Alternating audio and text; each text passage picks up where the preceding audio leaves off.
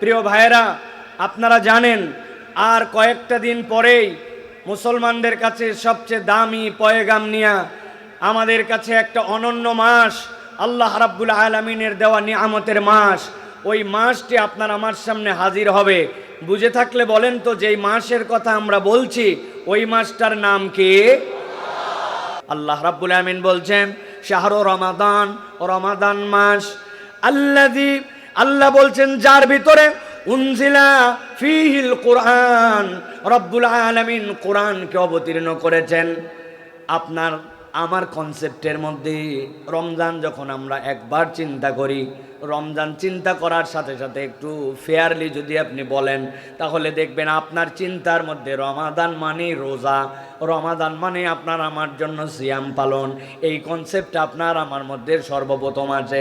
জিজ্ঞাসা যদি করা হয় রমাদান কিসের মাস, আমরা বলে ফেলি সিয়ামের মাস, কিন্তু আল্লাহ রাব্বুল আমিন বলছেন শাহরু রমাদান, রমাদান মাস। এইটুকু বলার পরে রব্বুল আমিন বলছেন আল্লাযী উনজিলা ফীহিল কুরআন, আমি রব্বুল আমিন যার ভিতরে কোরআন অবতীর্ণ করেছি।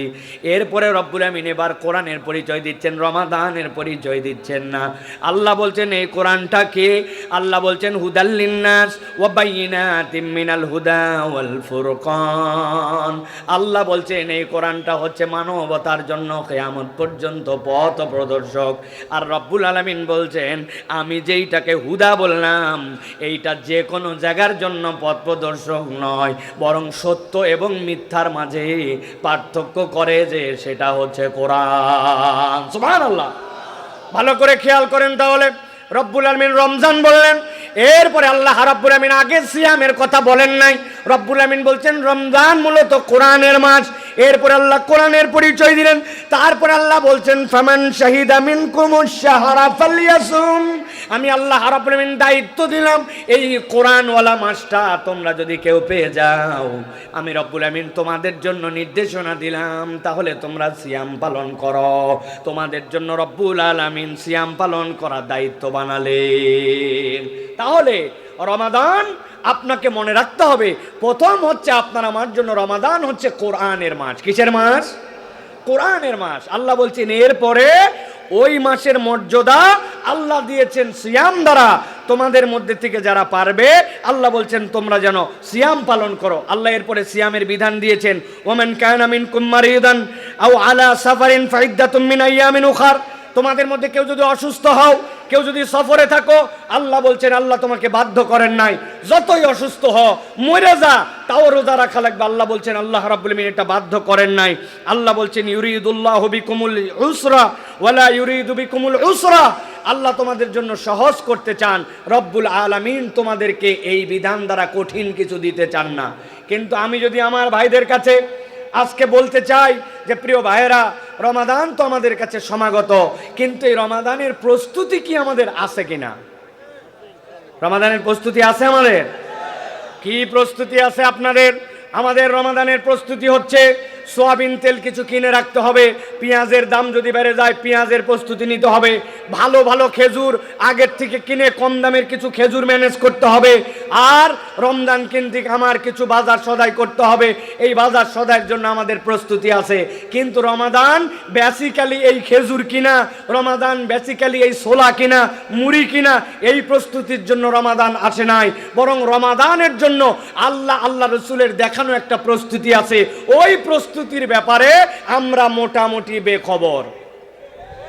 যদি বলেন হুজুর একটা পরীক্ষা নেন, আমি যে কোনো একজনের কাছে একটা পরীক্ষা নিতে পারি। ভাইয়েরা, এইবার রমজান মাস আরবি হিজরি সালে কোন সাল পড়তেছে একটু বলতে হবে। দু একজনকে ধরলেই মাথা নিচু করে ফেলবে যে হুজুর আরবি সাল তো আমার জানা নেই। এখানে এরকম লোক আছে কিনা ভাই? প্রিয় ভাইয়েরা, আমি একটা থিমকে সামনে রেখে আপনাদের কাছে সংক্ষিপ্ত কয়েকটি কথা বলবো। আমি আপনাদের কাছে একটা শ্লোক, একটা 2 লাইনের একটা পংক্তি বলতে চাই। আর কটা দিন পরে বিশ্ব মুমিন ঘরে আসছে খুব দামি এক মেহমান, মাহে রমাদান। আর কটা দিন পরে বিশ্ব মুমিন ঘরে আসছে খুব দামি এক মেহমান, মাহে রমাদান। এই থিমের উপরে আমি আপনাদের কাছে সর্বোচ্চ 10 থেকে 15 মিনিটের অনন্য কিছু বার্তা দিয়ে যেতে চাই। যদি এই থিমকে ধারণ করে আমরা আমাদের রমজানের প্রস্তুতি নেই, ইনশাআল্লাহ বিগত সময়ের থেকে আমাদের এবছরের রমজান ভিন্ন রকম কিছু হতে পারে। আল্লাহ যেন আমাদেরকে তৌফিক দান করেন। একটা মুখ বন্ধ রাখবেন না, সকলে বলেন আল্লাহুম্মা আমিন। আপনারা যারা যারা ঘুমায় গেছেন তারা হাত তোলেন। আলহামদুলিল্লাহ। বালিশ দিতে হবে আপনাদেরকে। আপনারা ঘুমাননি তো ভাই? কারা কারা ঘুমান না এবার দুটো হাত উঁচু করেন, শক্ত করে হাত দুটো টান টান করেন। করছেন সবাই? হাত সোজা হয় নাই? এবার ডানে বামে তাকায় দেখে নেন কাদের হাত সোজা হয় না আর কারা কারা হাত তোলে নাই। কি ব্যাপার? হাত শক্ত করে তোলেন। ডানে বামে একটু তাকায় দেখেন কারা 2 হাত উঠাতে পারে নাই। 2 হাত তুলছেন সবাই? তুলছেন? এবার একটুখানি টানা দেন, টানা দেন। এবার পেছন দিকে দেন, পেছনে, সামনে দেন। এবার একটু ডানে দেন, এবার একটু বামে দেন। হাত সোজা করেন, গলাটা পরিষ্কার করেন। হয় নাই, সবাই কিন্তু ইচ্ছা করে করেন। এই পিছনে দাঁড়া, ওই চাদরালা চাচা, কি ব্যাপার? হাত শক্ত করেন। করছেন? এবার গলাটা পরিষ্কার দেন। বুক বরাবর হাত না নেই বরাবর। আমি রমজান প্ল্যানিং আপনাদের কাছে দিব, তবে তার আগে আল্লাহর নামে উচ্চ কণ্ঠে এই ময়দানকে জানাতে হবে যেখানে যারা কোরআন শোনার জন্য আসছে তারা কেউ নির্জীব নয়, তারা সকলে রেডি আছে, কোরআনকে রিসিভ করার জন্য মন থেকে প্রস্তুত আছে।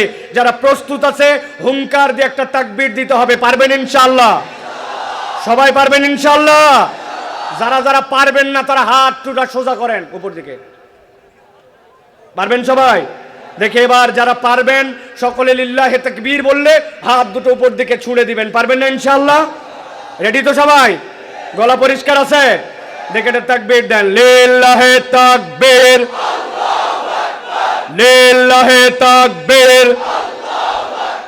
আল কোরআনের আলো, আল হাদিসের আলো। তোমার নেতা আমার নেতা, তোমার নেতা আমার নেতা। আলেম ওলামা যেখানে, আল্লাহর আইন যেখানে।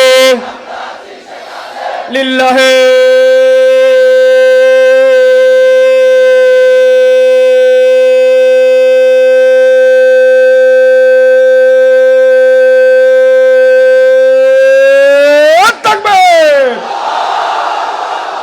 আলহামদুলিল্লাহ। হাত নামান। শয়তান আছে আর? রমজান প্রস্তুতি শুনতে দিব না, গাফেল বানায় রাখবো। শয়তানকে এই সুযোগ দেওয়ার সুযোগ নাই, কেননা আল্লাহু আকবারের স্লোগান শুনলে শয়তান থাকতে পারে না, ঠিক না? এই জন্য এই বাংলাদেশে অনেকে আল্লাহু আকবারের স্লোগান পছন্দ করে না। ইনশাআল্লাহ আগামীর বাংলাদেশ ইসলামের বাংলাদেশ, আগামীর বাংলাদেশ কোরআনের বাংলাদেশ, আগামীর বাংলাদেশ বৈষম্যহীন বাংলাদেশ, আগামীর বাংলাদেশ ইনশাআল্লাহ তরুণ যুবকদের বাংলাদেশ। ওই বাংলাদেশে আল্লাহু আকবারের পক্ষে যারা তাদের পক্ষে আমরা, আল্লাহু আকবারের পক্ষে যারা না তাদের পক্ষে আমরা নয়, ঠিক না? রেডি তো?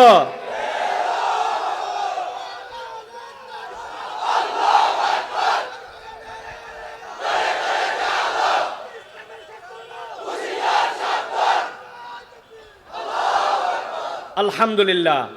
এখন তাহলে মোটামুটি এনার্জি ফুল ফুল। আমরা তাহলে এখন মূল আলোচনায় প্রবেশ করি। আর কটা দিন পরে বিশ্ব মুমিন ঘরে আসছে খুব দামি এক মেহমান, মাহে রমাদান। প্রিয় ভাইয়েরা, আমরা যদি একটুখানি লক্ষ্য করি তাহলে আমরা যদি আমাদের কোনো মেহমান এরকম যদি থাকেন যিনি বিদেশে থাকেন অথবা অনেক দিন পর আমাদের বাড়িতে আসতেছেন, আপনি খেয়াল করলে দেখবেন ওই মেহমান যদি আপনার ব্যক্তিগত পছন্দনীয় আপন আত্মীয় হয় তাহলে ওই মেহমানের জন্য আপনার একটা প্রস্তুতি আছে, আছে কি না? কি ধরনের প্রস্তুতি নেন?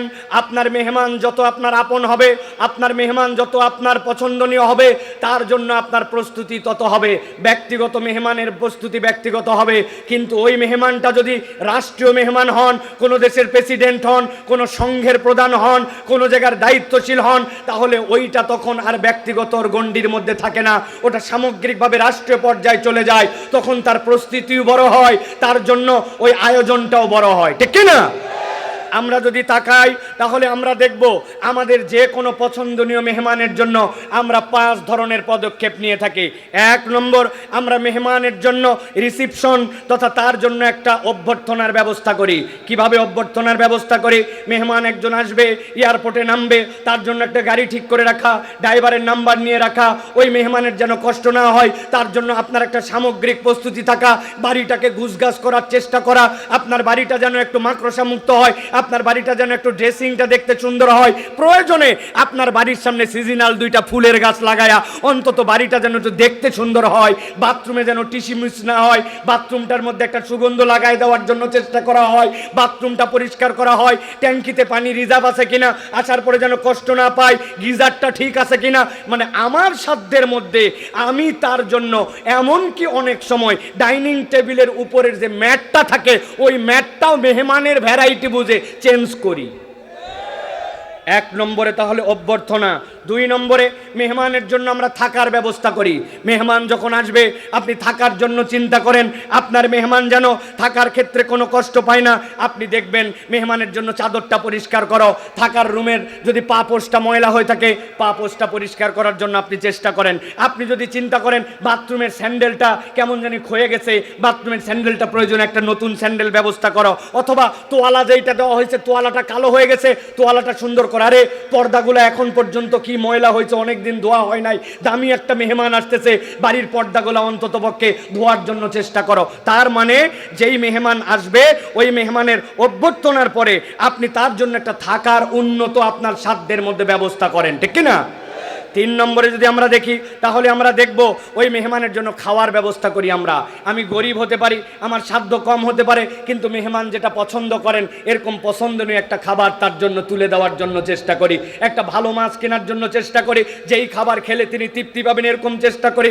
অন্য সময় সালাদ হয়তো অত মনোযোগ দিয়ে বানাই না, শশা কেবল চাকচাক করে কাটলাম, টমেটো চাকচাক করে কাটলাম, কিন্তু মেহমান ভিআইপি এই জন্য সুন্দর করে ঝুরি ঝুরি করে কেটে টমেটোর সাথে দিয়া সালাদ মিশায়া সাথে লেবুর আয়োজন করে, মানে তিনি যেন খেয়ে তৃপ্তি পান ওই রকম করে তার জন্য আমি খাদ্যের আয়োজন করি। গরিবও যদি হয় পাশের বাসার থেকে একটা ডিম চেয়ে নিয়েছে, অনেক সময় বাঙালি মেহমানদারি করে, এই অভ্যাস আমাদের আছে। তাহলে তার জন্য আমরা একটা খাওয়ার ব্যবস্থা করি। 4 নম্বর কি করি? আমরা তার বিনোদনের দিকে খেয়াল রাখি। বিনোদন মানে কি?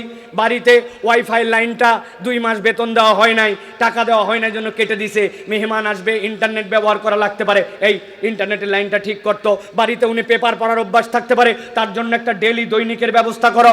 বাড়িতে হয়তো বা টিভি বা কোনো একটা মাধ্যম আছে যেখানে হয়তো কিছু দেখবেন উনি, ওই টিভিটা একটু ঝিরঝির করে উনি হয়তো ওইটা দেখবে, এই জন্য ওইটা আপনি অনেক সময় ঠিক করার জন্য চেষ্টা করেন। তার বাচ্চা কাচ্চা আসতেছে, ওই বাচ্চা কাচ্চার জন্য আপনার কোনো একটা এন্টারটেনমেন্টের ব্যবস্থা থাকে। তার মানে আপনার বাড়িতে তিনি যেন বোর ফিল না করেন, তার বিনোদন দেওয়ার জন্য আমরা আমাদের সাধ্যের মধ্যে চেষ্টা করি, ঠিক কিনা?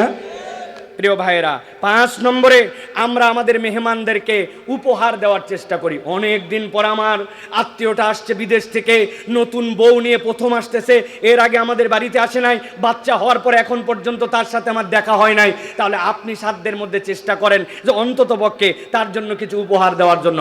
হাজার অবস্থা খারাপ হোক, ছোট বাচ্চা একটা যাওয়ার সময় 200 টাকা হাতের মধ্যে ঢোকায় দেয় যে একটু চকলেট খেও, একটা পাঞ্জাবি হলে কিনে দেয়, একটা নতুন জামাই আসছে তার জন্য অন্তত একটা লুঙ্গি হলেও বাঙালি দিয়ে উপহার দিয়ে তাকে বিদায় করে, ঠিক কি না?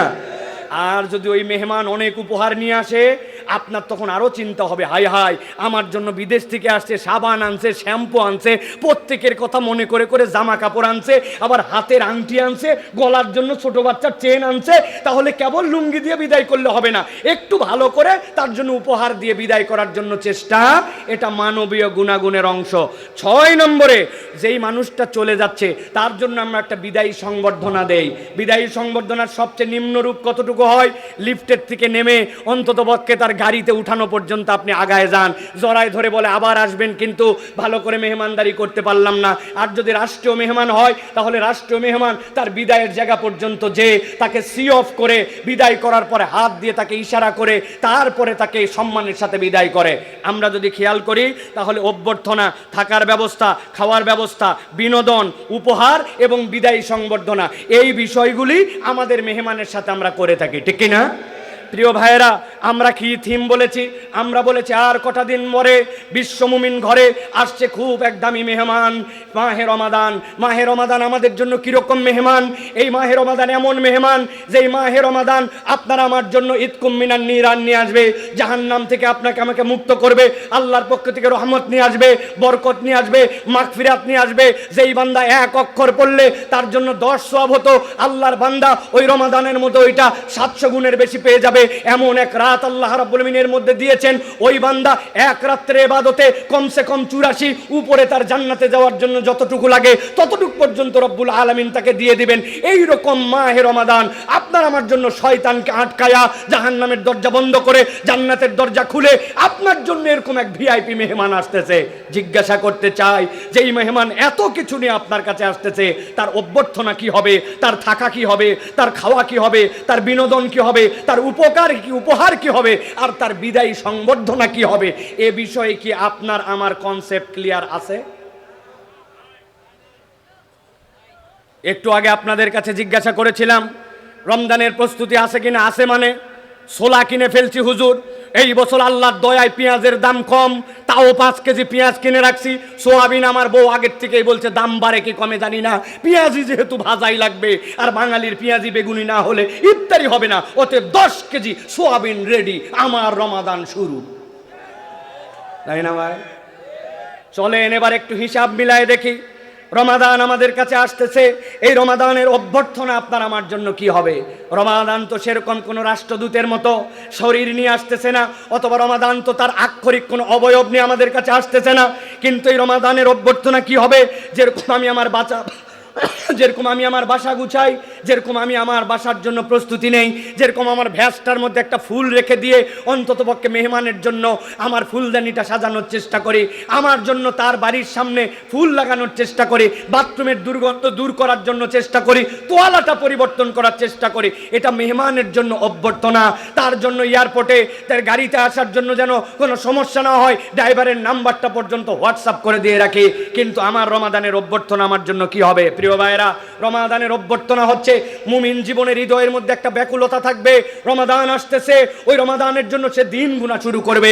নবী করিম সাল্লাল্লাহু আলাইহি সাল্লামের ব্যাকুলতা ছিল, 2 মাস আগের থেকে নবীজি দোয়া করতেন, আল্লাহুম্মা বারিক লানা ফি রজব ওয়া শাবান ওয়া বাল্লিগনা ফি রমাদান। হাদিসের মধ্যে আসতেছে নবী করিম সাল্লাল্লাহু আলাইহি সাল্লামের সাহাবায়ে কেরাম 6 মাস পার হয়ে যাওয়ার পর থেকে রমজানের জন্য প্রহর গুনতে শুরু করতেন। রমজানের জন্য আপনার অভ্যর্থনা, আপনার মনের তামান্না, আপনার তাড়না, এটা প্রত্যেক ইমানদারের মধ্যে থাকতে হবে। রমাদান যেদিন শুরু হলো সেদিন থেকে আপনি শুরু করলেন এরকম নয়, বরং আপনার হৃদয়ের মধ্যে এটার জন্য আকর্ষণ থাকতে হবে। আর সর্বশেষ এই রমাদানের জন্য একটা আকর্ষণ, একটা অভ্যর্থনা আপনাকে দিতেই হবে। আল্লাহর নবী যেটা মিস করতেন না, কিন্তু আমরা জীবনে যেটা একবারও দেই না, সেটা হচ্ছে যখন রমাদানের চাঁদ ওঠে। নবী করিম সাল্লাল্লাহু আলাইহি ওয়াসাল্লামের দোয়া ছিল, আল্লাহু আকবার, আল্লাহুম্মা আহিল্লাহু আলাইনা বিল আমনি ওয়াল ঈমান ওয়াস সালামাতি ওয়াল ইসলাম। আল্লাহর কাছে নবী করিম সাল্লাল্লাহু আলাইহি ওয়াসাল্লাম যখনই চাঁদ উঠতো বলতেন, আমার রব বড়, হে আল্লাহ আমি আপনার কাছে বলতেছি, আল্লাহ এই চাঁদের ভিতরে আমার ঈমানের নিরাপত্তা দেন, আমার জন্য নিরাপত্তা দেন, আমার আমলের নিরাপত্তা দেন, ওয়াত তাওফীক লিমা ইউহিব্বু ওয়া তারদা। আল্লাহ আপনি যেটা পছন্দ করেন, আপনি যেটাতে খুশি হন, ওইটা বেশি বেশি করার তৌফিক দান করেন। আর হে চাঁদ, জেনে রাখো আমি তোমাকে বলতেছি, রব্বি ও রব্বুক আল্লাহ, তোমার রব আল্লাহ, আমার রব আল্লাহ। সুবহানাল্লাহ। নবী করিম সাল্লাল্লাহু আলাইহি সাল্লাম সব সময় রব চাঁদ উঠলে নবী করিম সাল্লাল্লাহু আলাইহি ওয়াসাল্লাম দোয়া করতেন। আপনার আমার এরকম কোনো চিন্তা নাই, বরং আমরা টিভির উপর নির্ভর করে আছি। এই চাঁদ দেখা গেছে নাকি, হেলাল কমিটিরা নির্ভর করে আছে ওই জায়গায়, হেলাল কমিটি বানাইছে কেবলমাত্র নাস্তা করার জন্য, এছাড়া কোনো কাজ নাই। তারা হেলাল কমিটির অপেক্ষায় আছে আমরা, কখন টিভিতে চাঁদ উঠবে, কখন জানা যাবে। এক বন্ধু আবার এশার নামাজের পরে বলছে যে চাঁদ উঠে গেছে কিন্তু খবর আছে, তারাবির জন্য দৌড় দে। তখন ওই ব্যক্তি পেরেশান হয়েছে।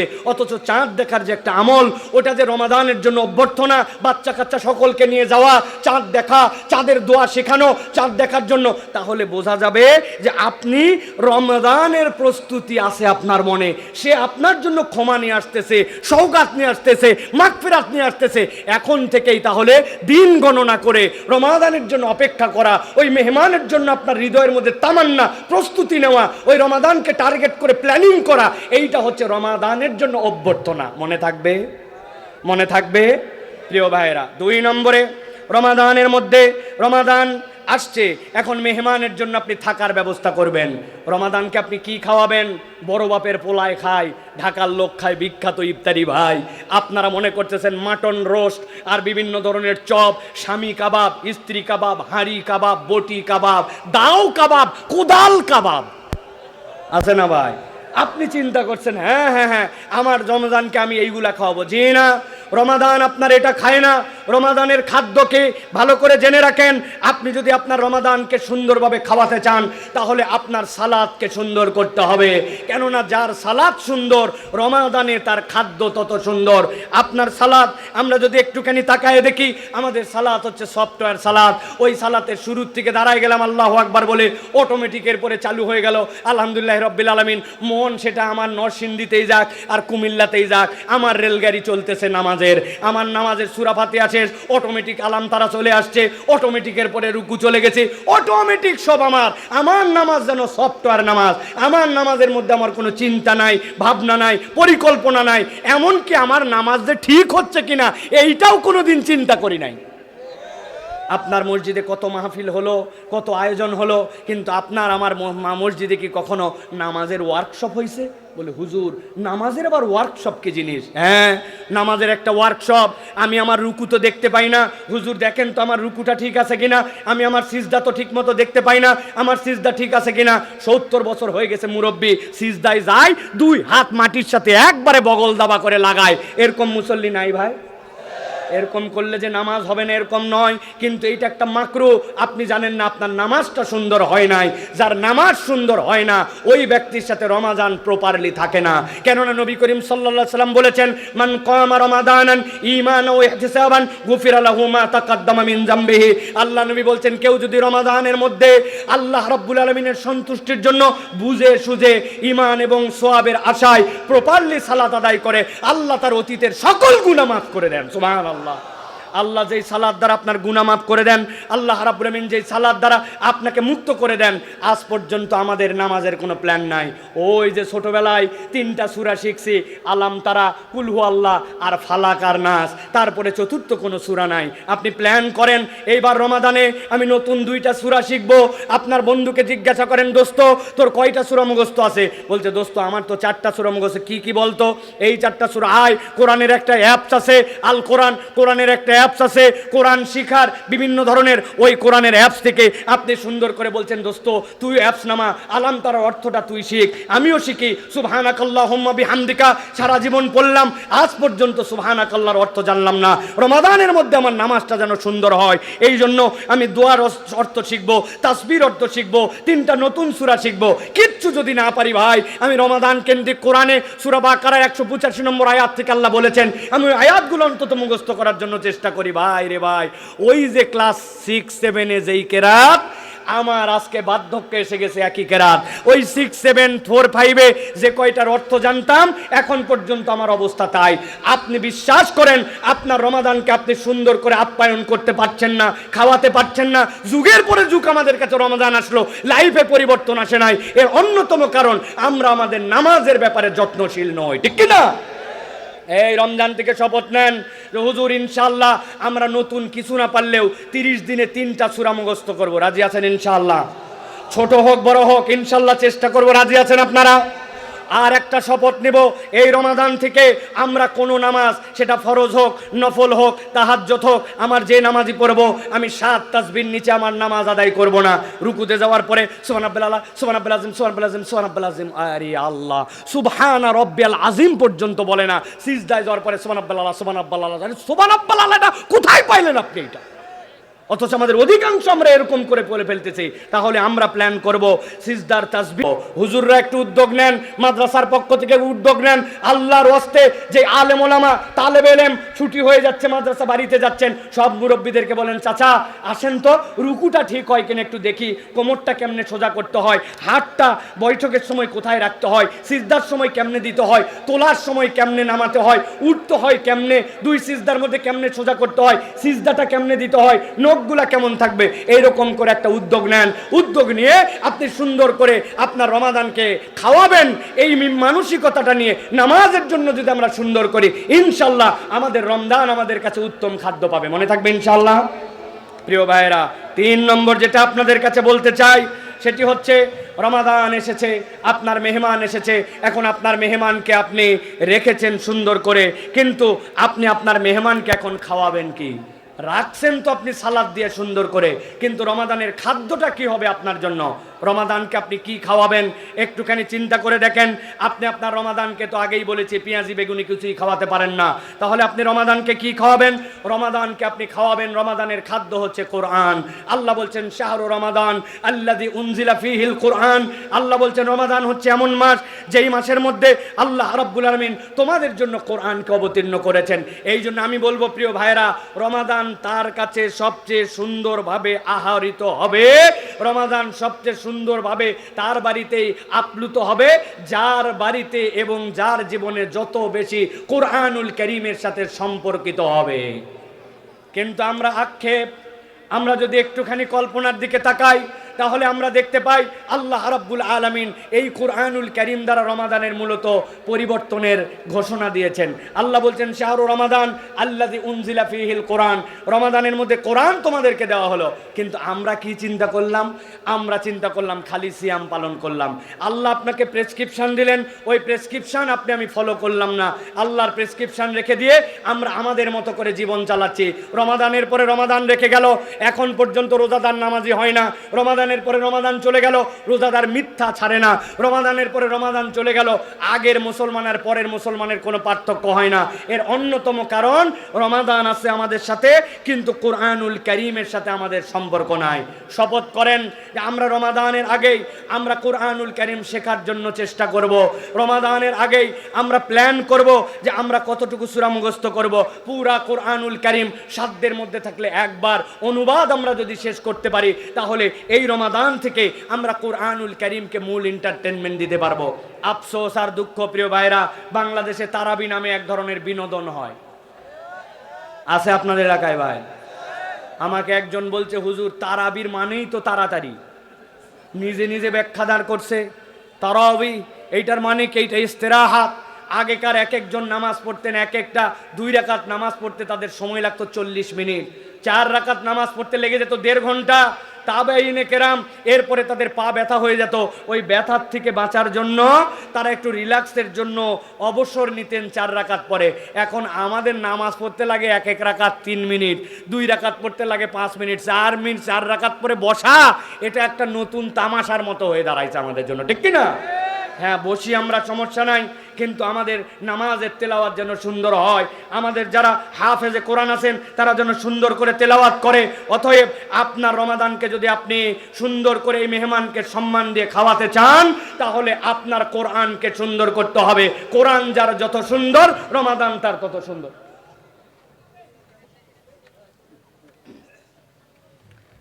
প্রিয় ভাইয়েরা, এরপরে আপনাদের কাছে যেটা বলেছি, আর কটা দিন পরে বিশ্ব মুমিন ঘরে আসছে খুব দামি এক মেহমান, মাহে রমাদান। ওই রমাদানের জন্য চতুর্থ যে বিষয় সেটি হচ্ছে বিনোদন। আপনি আপনার বাড়িতে যখন কোনো মেহমান এসেছে তার জন্য কি বিনোদনের ব্যবস্থা করেছেন? আপনি বিনোদনের ব্যবস্থা করেছেন, ওয়াইফাইয়ের পাসওয়ার্ডটা ঠিক করেছেন, মনে আছে কিনা আপনাদের কাছে বলেছি। আপনি আপনার বাড়িতে একটা পত্রিকা রেখে দিয়েছেন, আপনি আপনার বাড়িতে চিন্তা করেছেন অন্ততপক্ষে তার যেন দুর্গন্ধ না লাগে, দুর্গন্ধের জন্য ওই ব্যবস্থাটা ঠিক করেছেন। আপনার ছাদের উপরে একটা সুন্দর দোলনা ছিল, ওই দোলনাটার এক পাশটা ছিঁড়ে গেছিল, যারা মেহমান আসছে তাদের ছোট্ট একটা বাচ্চা আছে, ওই দোলনাটাতে দুললে সে একটু আনন্দ পাবে, এই জন্য আপনি তার জন্য ব্যবস্থা করেছেন। আমার কোনো এন্টারটেনমেন্টের ব্যবস্থা নাই, পাশে একটা সুন্দর পার্ক আছে, পাশে একটা ঘোরার জায়গা আছে, আপনি অনেক সময় সুযোগ থাকলে আপনি সেই জায়গায় নিয়ে যে আপনার মেহমানকে বিনোদন দেন। ঢাকায় যখন কেউ আমাদের বাড়িতে আসে, প্রথম রিকোয়ারমেন্ট থাকে চিড়িয়াখানায় ঘুরতে নিয়ে যাবেন তো, আমাদের জন্য একটু শিশু মেলায় নিয়ে যাবেন তো, যায় কিনা ভাই? প্রিয় ভাইয়েরা, এখন আপনার জন্য রমাদানকে আপনি কি বিনোদন দিবেন, ভালো করে এই পয়েন্টটা মুখস্থ রাখেন। রমাদানের বিনোদন হচ্ছে আপনার আচার আচরণের পরিবর্তন। রমাদান আপনার কাছ থেকে দোলনাতে উঠবে না, রমাদান আপনার কাছ থেকে শিশু মেলায় যাবে না, চিড়িয়াখানা দেখতে যাবে না, কিন্তু যেই রমাদান আপনার জন্য এতগুলা পয়গাম সওগাত নিয়ে এসেছে, ওই রমাদানের বিনোদন হচ্ছে আচার আচরণের পরিবর্তন। প্রিয় ভাইরা, আমি মিথ্যা কথা অব্যাহত রেখেছি, আমি চগলখুরি করি, আমি এখন পর্যন্ত বান্দার হক নষ্ট করে গীবত গিল্লা করি, আমি এখন পর্যন্ত কথাবার্তায় সুন্দর নয়, আপনার রমাদান আপনার কাছ থেকে বিনোদন পায় নাই, অতএব আপনাকে একটা প্ল্যানিংয়ের মধ্যে আসতে হবে। এইবার রমাদানে আমি বিনোদন দিতে চাই, মিথ্যা কথা কথায় কথায় আসতো, গালি মুখ থেকে বের হতো, আমি এখান থেকে বেরিয়ে যাব। আল্লাহ কোরআনুল কারীমের মধ্যে বলেছেন, ওয়ালা তুসাইর খাদ্দাকা লিন্নাস ওয়ালা তামশি ফিল আরদি মারহা। আমার মধ্যে একটা হামবড়াই আছে, একটা অহংকার আছে, আমি কথা বললেই কেমন জানি চোটে চোটে মানুষের সাথে কথা বলি। অথবা আমি রমাদান থেকে চিন্তা করব আমার কথাটা যেন সুন্দর হয়, অহংকার যেন দূর হয়। আল্লাহ বলছেন ওয়াকসুদ ফি মাশিক ওয়াকদুদ মিন সাউতিক। আল্লাহ বলতেছেন তুমি তোমার চলাফেরায় নম্র হও, তুমি তোমার কথা বলায় সুন্দর হও। আমি এখন থেকে আমার এই সকল জিনিসগুলো আইডেন্টিফাই করব। আমার একটু রাগ বেশি, বাহিরে খুব ভালো, কিন্তু বউয়ের কাছে গেলে আমার গরমটা যেন কেন 100 হয়। আছে না ভাই এরকম লোক? অথবা আপনি এখান থেকে বেরিয়ে আসার জন্য চেষ্টা করবেন। আপনি যদি আপনার আচার আচরণ সুন্দর করতে পারেন, তাহলে আপনার এই মেহমানকে আপনি সম্মান দিতে পারবেন। অতএব এর জন্য আপনার একটা প্ল্যান লাগবে যে আপনি আপনার রমাদানে আচার আচরণ এবার ঠিক করবেন। প্রিয় ভাইরা, 5 নম্বর, শায়েখ চলে আসছেন, অনুমতি দিয়েছেন জন্য আমি আমার 2টা পয়েন্ট শেষ করতেছি। প্রিয় ভাইরা, 5 নম্বর যেটা প্ল্যানিং, সেটা হচ্ছে গিফট। আপনার আত্মীয় এসেছে, তার জন্য আপনার জন্য নিয়ে এসেছে স্বর্ণের চেন, আপনার জন্য নিয়ে আসছে দামি শ্যাম্পু, আপনার জন্য এনেছে সাবান, আপনার জন্য এসেছে বিদেশি বিভিন্ন ধরনের গিফট। আপনি তখন চিন্তা করছেন, প্রথম দেখলাম বউসহ আসছে, একটা শাড়ি অন্তত দেই, বাচ্চার হাতে অন্তত 500 টাকা দেই, বাচ্চার হাতে অন্তত বিস্কুট খাওয়ার জন্য, চকলেট খাওয়ার জন্য কিছু একটু দেই। আমার সাধ্যের মধ্যে আমরা একটু বিনোদন দেওয়ার চেষ্টা করি। কিচ্ছু নাই, বাড়িতে একটু শুটকি বানায় রাখছিল, একটু শুটকি পোতলা বেন্ডে দিয়ে দিছে, বাড়িতে ছাদের মধ্যে একটু টমেটো লাগাইছিল, 5টা টমেটো তুলে হাদিয়া দিছে যে এইটা আমার পক্ষ থেকে নিয়ে যাও। এইটুকু হলেও আমরা করার চেষ্টা করি, ঠিক না? প্রিয় ভাইয়েরা, আপনার রমাদানকে আপনি কি গিফট দিবেন? রমাদানের গিফট আর কিছু নয়, রমাদানের গিফট হচ্ছে মানব কল্যাণ। আপনি আপনার দুনিয়াতে একটা ডায়লগ বের করেছেন, নিজে বাঁচলে বাপের নাম। এর থেকে বড় ইসলামের নামে তহমত আর কিছু হতে পারে না। মুসলমান কখনো এই সংজ্ঞা দিতে পারে না। আল্লাহ বলছেন কুনতুম খয়রা উম্মাহ উখরিজাত লিন্নাস, তোমাকে সৃষ্টি করা হয়েছে মানুষের জন্য, আপনি খালি আপন আপন ভাবনা নিয়ে আসেন। রমাদানকে যদি বিনোদন দিতে চান, তাহলে আপনার জন্য মানব কল্যাণের চেষ্টা করতে হবে। দুস্থ, অনাথ, যেই সকল বিপদগ্রস্ত, তাদের পাশে দাঁড়াতে হবে। আপনার প্রচেষ্টা হবে আপনার সাধ্যের মধ্যে মানব কল্যাণে কিছু করা। কিচ্ছু পারি নাই, মসজিদের অজুখানাটা আমি পরিষ্কার করে, মসজিদের পাশে ওয়ালে কারা যেন পোস্টার লাগাইছে, পোস্টারটা তুলে দিছি। একটা ছোট্ট একটুখানি রাস্তা ছিল, যে রাস্তার পুলের গোড়াটা এখন পর্যন্ত কেন জানি মিলে নাই, গাড়িগুলা ওঠার সময় একটু ধাক্কা খায়। রাখ, এটা সড়ক ও জনপদের কাজ, আমার কাজ কিনা না। আপনি চিন্তা করছেন আমি একটুখানি মানব কল্যাণের চিন্তা করে এই রাস্তাটা একটু ঠিক করে দেওয়ার জন্য চেষ্টা করি। কোনো একটা ভাই বিপদে পড়ছে, তার জন্য একটু আগায় যায়। আপনি যদি মানব কল্যাণের কোনো একটা শপথ নেন, সমাজ পরিবর্তনের সারথি হন, আপনি আপনার প্রোগ্রামে কেবল ব্যক্তিগত না রেখে সামগ্রিক যারা ভালো কাজ করে তার সাথে একটু যুক্ত হন। আল্লাহ রাব্বুল আলামিন আপনাকে আমাকে যে রমজান দিয়েছিলেন, ওই রমাদান তাহলে আপনার পক্ষ থেকে একটা গিফট পাবে। এই জন্যই বলা হচ্ছে ইন্না হাদা কানা লাকুম জাযাআন ওয়া কানা সাইয়ুকুম মাশকুরা। তোমাদের মধ্যে থেকে ওই প্রচেষ্টা, যেই প্রচেষ্টাগুলো আল্লাহ পছন্দ করেন, ওইটা করলে তুমি আল্লাহর কাছেও প্রশংসিত হবে, আল্লাহও সেটা কৃতজ্ঞতার সাথে স্মরণ রাখবেন। কোন কাজ? যেটা তার বান্দার কল্যাণের জন্য বান্দা করে। অতএব এই রমাদানে আমাদের প্রস্তুতির একটা অংশ হচ্ছে রমজানকে গিফট দেব মানব কল্যাণ দিয়ে। সর্বশেষ যেটা বলতে চাই, প্রিয় ভাইরা, রমাদানকে আমরা বিদায় দিব, আমাদের বিদায় দেওয়ার সময় সংবর্ধনা দেই। কি বলেছিলাম? কিছু দূর আগায় যায় অন্ততপক্ষে তাকে একটা বিদায় দেওয়ার জন্য চেষ্টা করি না ভাই? রমাদানের বিদায় কি হবে? রমাদানের বিদায় আর কিছু নয় প্রিয় ভাইরা, রমাদানের সবচেয়ে বড় সম্পদ, ইমানদারের সবচেয়ে বড় হাতিয়ার, সেটা হচ্ছে রমাদানের বিদায় হচ্ছে উত্তম দোয়ার প্র্যাকটিস করা। এই পয়েন্টে কথা বললে আপনারা মনে কষ্ট পান প্রিয় ভাইরা। আমরা আল্লাহর কাছে ফেরতও আসি না, আল্লাহর কাছে আমরা দোয়াও করি না, অথচ আল্লাহ বলছেন আফালা ইয়াতুবুনা ইলাল্লাহ ওয়া ইস্তাগফিরুনাহু, তোমরা কি আল্লাহর কাছে ফেরত আসবে না এবং তার কাছে ইস্তেগফার করবে না? আপনি আমি আল্লাহর কাছে দোয়া করি আর ইস্তেগফার করি। আমি শত জায়গায় বলি এই দোয়া, এই ইস্তেগফার অনেক সময় এটা স্বয়ং আমাদের জন্য বেয়াদবি হয়। আল্লাহ চাইতে বলছে কেমনে আর আমি চাই কেমনে?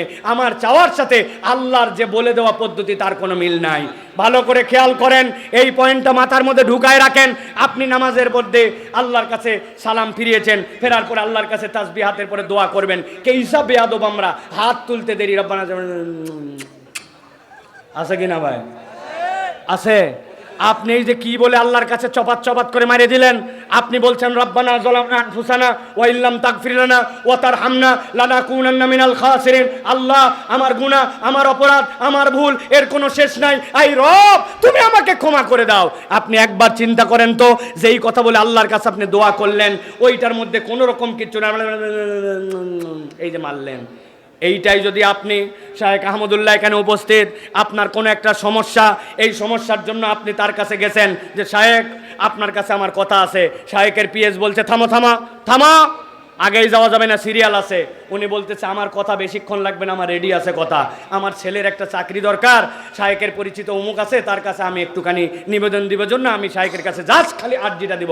আপনি ঘরের মধ্যে অনুমতি পাইছেন ঢোকার সাথে সাথে সালাম দিচ্ছেন, আসসালামু আলাইকুম শায়েখ, আপনি কেমন আছেন? আমার ছেলেটা কিন্তু অনার্স মাস্টার সবগুলো ভালো রেজাল্ট করছে, তার জন্য একটা চাকরির দরকার, মেহরবানি করে আপনি দ্রুত একটা চাকরির ব্যবস্থা করে দেবেন। গেলাম, আসসালামু আলাইকুম।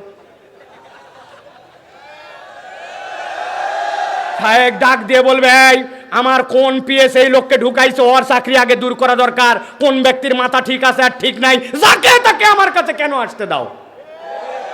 আর এই লোকটা যদি আপনার মন্ত্রী হয়, তার কাছে যে আপনার কোনো একটা নিবেদন আছে, আপনি মন্ত্রীর কাছে গেছেন, যাওয়ার পরে ঢোকাই যায় না, কোনো মতে ঢুকছেন, ঢুকে আপনি মন্ত্রীকে সালাম দিয়ে বলছেন, আসসালামু আলাইকুম মন্ত্রী সাহেব, আপনি কিন্তু আমার এলাকা থেকে মন্ত্রী হয়েছেন, আমি কিন্তু আপনাকে মহব্বত করে ভোটও আপনাকে দিয়েছিলাম, আমার ছেলের কিন্তু চাকরি জরুরি দরকার, তার কাগজপত্র সব ঠিক আছে, আপনার কাছে দিয়ে গেলাম, আগামী 7 দিনের মধ্যে একটা চাকরির ব্যবস্থা করে দেবেন, আসসালামু আলাইকুম। মন্ত্রী বলবে ধরে একে বান্ধে ফেলা, ঠিক কিনা? আপনি এই জায়গায় জোরে জোরে ঠিক বলতেছেন, কিন্তু আপনি আমি নিজের জীবনে হিসাব মিলাই দেখি, আপনার আমার দোয়াগুলা ঠিক এই রকমই। সালাম ফিরালাম অথবা দোয়া করতে মন চলে, একটু হাত তুললাম, আর হুজুরকে দেখতে পাইছি, হুজুর আমার জন্য দোয়া করবেন, আমার চাকরির জন্য দোয়া করবেন, আমার ছেলের জন্য দোয়া করবেন, আমার ছেলের জন্য হাফেজ হয় দোয়া করবেন, আমার বইয়ের মাজা ব্যথার জন্য দোয়া করবেন। তার দোয়া হুজুর কন্ট্রাক্টরে নিচে, আমি খালি চাওয়ার মধ্যে আছি, নিজের দোয়া আমি নিজে করি না, ঠিক না? ভালো করে বোঝেন, রমাদানের বিদায় হচ্ছে আপনার জন্য একটা উন্নত দোয়া। আপনি আল্লাহর কাছে দোয়া করেছেন, হাত তুলে, আপনার হাত তুলে দোয়া ফুরায় না। আপনি সিজদায় গেছেন, আপনার সিজদায় দোয়া ফুরায় না। আপনি চিন্তা করছেন হুজুর রাব্বানা আতিনা ফিদ দুনিয়া আর রাব্বানা যালামনার বাহিরে তো কোনো দোয়াই জানা নাই, ফুরাবে আবার কেমনে? এ করতে তো 1 মিনিট লাগে না। আমি জিজ্ঞাসা করতে চাই, শালঘরের মুসলমান, আপনি আপনার এলাকার সিএনজি আলার জন্য কোনোদিন দোয়া করেছেন? আপনার এলাকার কৃষকের জন্য দোয়া করেছেন? বাসের ড্রাইভারের জন্য দোয়া করেছেন? ভিক্ষুকদের জন্য দোয়া করেছেন? বেনামাজির জন্য দোয়া করেছেন? ডোনাল্ড ট্রাম্পের জন্য কোনোদিন দোয়া করেছেন? ইলন মাস্কের জন্য দোয়া করেছেন? আপনি মনে করছেন হায় হায় হুজুর কয় কি, ডোনাল্ড ট্রাম্প এটা কাফের, ওর জন্য আবার দোয়া কি? অথচ আল্লাহর নবী সাল্লাল্লাহু আলাইহি সাল্লাম কাট্টা কাফের, কাফেরের বাচ্চা কাফের, ইসলামের 1 নম্বর দুশমন আবু জেহেলের জন্য আল্লাহর নবী দোয়া করছেন, আল্লাহ আবু জেহেল অথবা ওমর, এই 2 জনের মধ্যে থেকে একজনকে অথবা 2 জনকে তুমি হেদায়েত দাও। আল্লাহর নবী আবু জেহেলের জন্য হেদায়েতের দোয়া করে, আর আমি আমার দোয়ার সাবজেক্ট খুঁজে পাই না। হুজুর আমার বাচ্চার জন্য দোয়া করবেন, আপনি আপনার বাচ্চার জন্য সিজদায় গেছেন, চোখগুলা বের হওয়ার যা জোগাড় হয়েছে, 30 মিনিট ধরে আল্লাহর কাছে বলছেন, আল্লাহ আমার ছেলেকে তুমি ইমাম নববীর মতো বানাও, ইমাম মুসলিমের মতো বানাও, আবু হানিফার মতো বানাও। আল্লাহ তুমি আমার গুনাহ মাফ করে দিবে না কেন? আল্লাহ তুমি আমাকে দাও, আমার রিজিকে দাও, এলাকায় দাও। আল্লাহ আমি তো আর কিচ্ছু মনে করতে পারতেছি না, আল্লাহ আর কি কি বাদ গেছে তুমি একটু আমাকে মনে করে দাও। ওহো, ঢাকার 8 নম্বর বাসের হেল্পারদের জন্য দোয়া করলাম, আল্লাহ ঢাকার ফুটপাতের দোকানদার জন্য দোয়া করলাম, আয় রব্বুল আলামিন এমন মানুষ যারা সুযোগ ছাড়া পরে নামাজ পড়ে না তাদের জন্য দোয়া কর। আল্লাহ পৃথিবীর বিভিন্ন জায়গায় যারা কাজের বুয়া আছে, খালাম্মা আছে, এরা কাজ করে, এদের জন্য দোয়া করলাম। আপনি আল্লাহর কাছে দোয়া করবেন, যার দোয়া যত সুন্দর তার রমাদানের বিদায়ের প্রস্তুতি তত সুন্দর। আল্লাহ বলতেছেন ওয়া আনিবু ইলা রাব্বিকুম ওয়া আসলিমু লাহু মিন ক্বাবলি আন ইয়াতিয়াকুমুল আযাব সুম্মা লা তুনসারুন। আল্লাহর আযাব এসে যাওয়ার আগে, সময় ফুরাবার আগে আল্লাহর কাছে তোমরা ফরিয়াদ করো, কিন্তু আমরা ফরিয়াদ করি না। আমাদের ফরিয়াদ হচ্ছে একটা আল্লাহর কাছে বেয়াদবির মতো। অতএব প্রিয় ভাইয়েরা, আমি আপনাদের কাছে আবারও বলতে চাই, আর কটা দিন পরে আসছে বিশ্ব মুমিন ঘরে খুব দামি এক মেহমান, মাহে রমাদান। ওই মেহমানের অভ্যর্থনা, থাকার ব্যবস্থা, খাওয়ার ব্যবস্থা, বিনোদন, উপহার, বিদায়ী সংবর্ধনার জন্য প্রস্তুত হই। অভ্যর্থনাটা হচ্ছে আল্লাহর জন্য ব্যাকুল হওয়া, রমাদানের জন্য ব্যাকুল হওয়া। থাকার ব্যবস্থা হচ্ছে তার জন্য সালাত, খাওয়ার ব্যবস্থা হচ্ছে তার জন্য কোরআন, বিনোদনটা হচ্ছে তার আমাদের আচার আচরণ ঠিক করা, গিফট দিতে চাইলে মানব কল্যাণে যুক্ত হওয়া, আর তার জন্য বিদায়ী সংবর্ধনা, আল্লাহর জন্য দিল খুলে খুলে দোয়া করা। নবী করিম সাল্লাল্লাহু আলাইহি ওয়াসাল্লাম বলছেন যে রমাদান পেল আর নিজের গুনাহ ক্ষমা করে নিতে পারলো না, নবীজি বলছেন সে ধ্বংস হোক, রগিমা আনফু, তার নাক ধুলামলিন হোক। আল্লাহ নবী বলেন না এই কথা, জিবরাইল আমিন বলেছেন, নবী আমিন বলেছেন। নবীর আমিন যদি একবার হয় ওই দোয়া কখনো ব্যর্থ হয় না। অতএব আসুন আমরা আমাদের এবারের রমাদানটা একটুখানি ব্যতিক্রম করি। ছোট্ট একটা বার্তা, এই কথাগুলি ছড়িয়ে দেওয়ার জন্য চেষ্টা করেন। যতটুকু মনে আছে শোনেন, না হলে আবার শোনেন, নিজে প্রস্তুতি নেন, নিজে একটা খাতা কলম নিয়ে নিজের রমাদানকে সুন্দর করার জন্য উদ্যোগ নেব। কারা কারা এখানে আসেন যারা এবারের রমাদান সুন্দর করার জন্য খাতা কলমে লিখে একটা প্রস্তুতি নেব, আগামীকাল থেকে শুরু হবে। আপনারা সকলে হাত তুলবেন না ভাই, মেহেরবানি করে। অনেকে আছে গেলে হাত তোলার জন্য রেডি হয়ে আছেন, খবরদার হাত তুলবেন না। আগে বোঝেন যে লিখিতভাবে সুন্দর করে একটা প্ল্যানিং করবো এই রমাদান সুন্দর করার জন্য। যারা লিখবেন তারা কেবল হাত তোলেন, আর হাত তোলা যাবে না যে আমি কি করব না করব, কয়টা সূরা জানা আছে, কয়টা সূরা শিখবো, নিজের কোন খারাপ আচরণ আছে বাদ দেব, মিথ্যাটা বাদ দেব, গীবতটা বাদ দেব, অপরকে দাওয়াত দেব, কোরআন তেলাওয়াত বাড়াবো, এক খতম কোরআন দিব, করা যাবে না, লেখা যাবে না। আল্লাহ আমাদেরকে কবুল করবেন, আল্লাহুম্মা আমিন। হাদা মা ইনদি ওয়াল ইলমু ইনদাল্লাহ, সুবহানাকাল্লাহুম্মা বিহামদিকা আশহাদু আল্লা ইলাহা ইল্লা আনতা আস্তাগফিরুকা ওয়া আতুবু ইলাইক। ওয়াসসালামু আলাইকুম ওয়া রাহমাতুল্লাহি ওয়া বারাকাতুহু।